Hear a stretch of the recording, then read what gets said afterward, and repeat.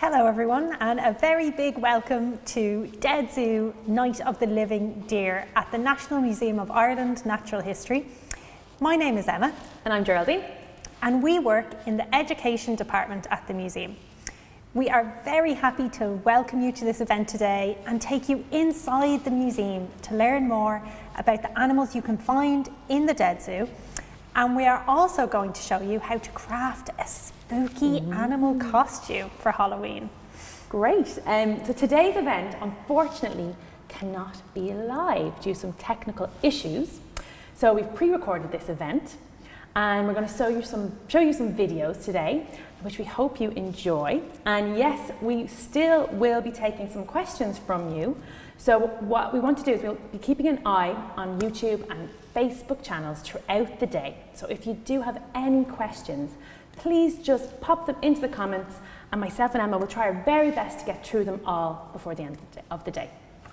Now, before we get going, there are a few things worth sharing about the museum, just in case you're not too familiar with the place or you've never visited us before. So the museum is a natural history museum or science museum, and it's based right in the city centre of Dublin. And it first opened its doors a very long time ago in 1857, which is over 160 years ago. So it's ancient, but don't let that put you off, because it's full of wonderful things. In fact, we have over 10,000 zoological and geological animals and fossils for you to explore and learn all about.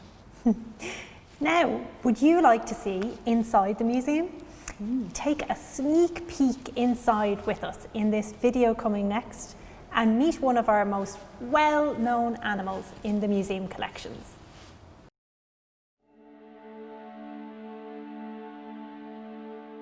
One of the most amazing things you can see at the museum are these giant skeletons. Have you seen a similar shaped animal anywhere in Ireland before? You may have seen deer, such as the red deer in Killarney National Park in County Kerry, or the fallow deer in the Phoenix Park in Dublin. These are the fossil skeletons of another type of deer that also used to live right here in Ireland, the giant Irish deer. These amazing animals roamed the grasslands of Ireland over 10,000 years ago. Unfortunately, we can't see them today because they are extinct. So, how do we know that they lived here in the past? We know this because their fossil skeletons were found under the bogs in Ireland. Scientists think that these giant Irish deer went extinct even before humans arrived in Ireland, and some think that they went extinct as a result of natural climate change. There was a long period of cold in Ireland about 10,000 years ago, which lasted for 500 years. During this time, Ireland was covered in a blanket of ice and snow. Plants disappeared, and the deer could no longer find food to survive, so they eventually went extinct.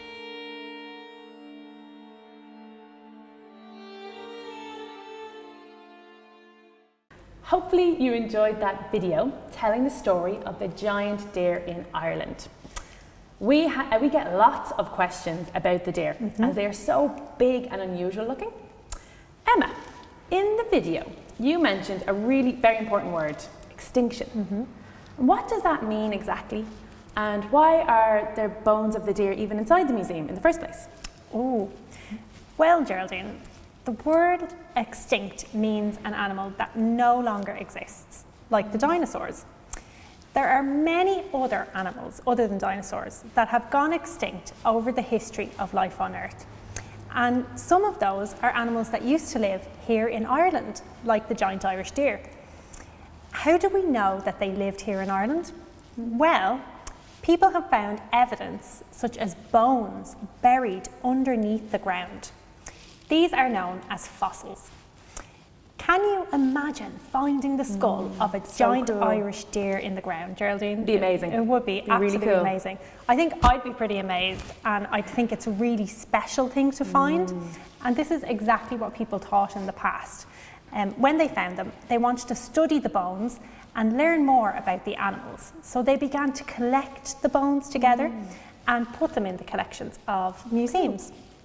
An interesting fact is that people were mostly amazed by the size of the giant antlers on the deer's heads.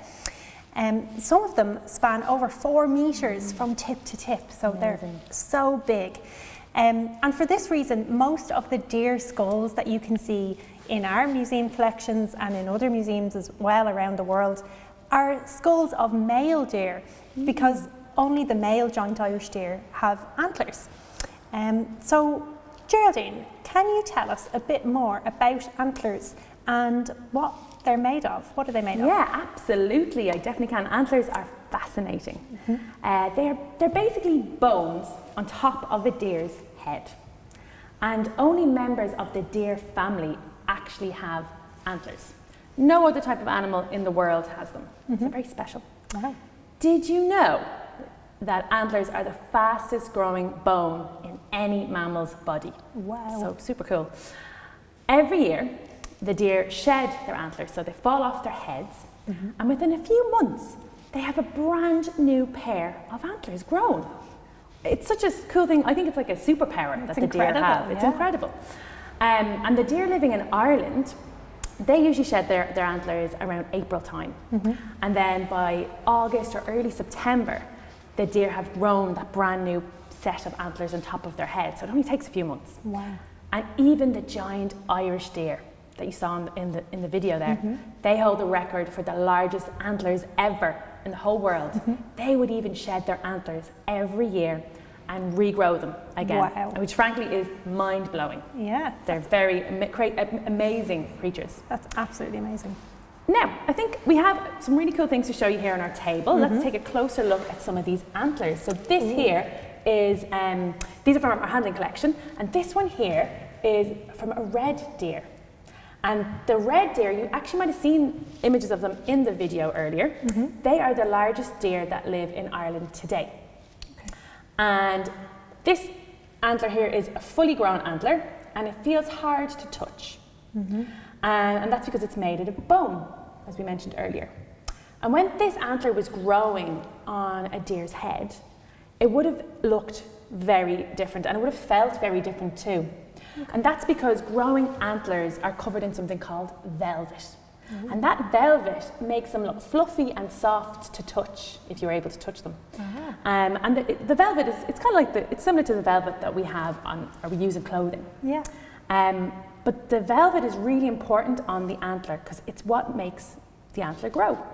And because within the velvet is this blood supply, and the blood supply pumps up through the antler all the nutrients and minerals and energy to help it grow. So it's really cool.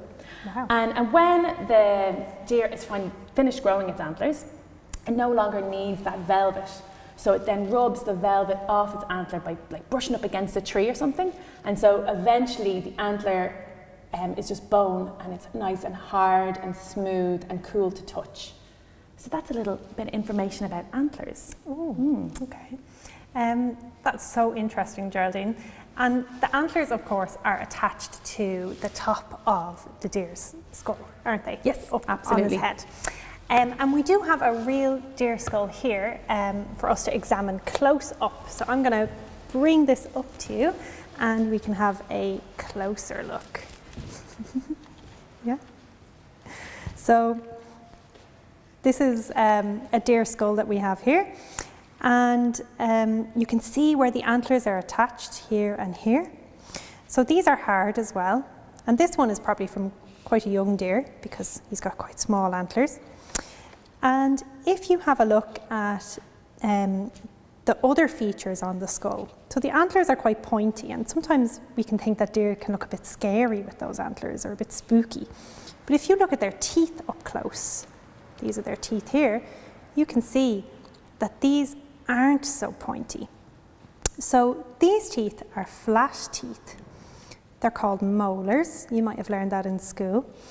And flat teeth have a very specific job to do. So if you think of scary animals like lions or wolves, animals that hunt other animals, they usually have very pointy teeth and those are used for eating meat. But if you look at these flat teeth, these are good for chewing and grinding up lots of plant material. So deer don't eat meat, they only eat plants. And there's a special word for that, it's called being a herbivore. So we can see that deer, although they look quite fearsome, are probably not so scary in real life. Cool, thanks Emma for showing us that, that's fantastic.